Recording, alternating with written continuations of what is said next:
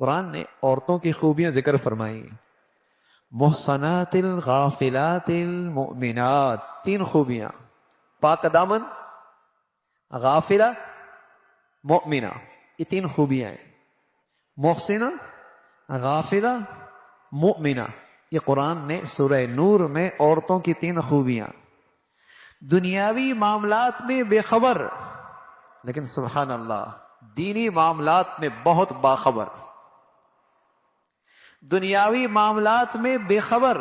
اور دینی معاملات میں بہت باخبر، اپنی ذمہ داریوں کا بہت احساس، جو حقوق اس کے ذمے ہیں بچوں کے، بچیوں کے، شوہر کے، اس کی خوب معرفت رکھنے والی، غافلہ، دنیاوی معاملات میں بے خبر، یہ عورت کی خوبی تھی۔ لیکن اگر یہ بات مرد میں آ جائے یہ موت کا عیب ہے، مرد کا یہ عیب ہے، اس لیے کہ قومی اور دنیاوی معاملات مرد کی ذمہ داریوں میں داخل ہیں، مرد کی ذمہ داریوں میں داخل ہے، اس کے اندر اگر یہ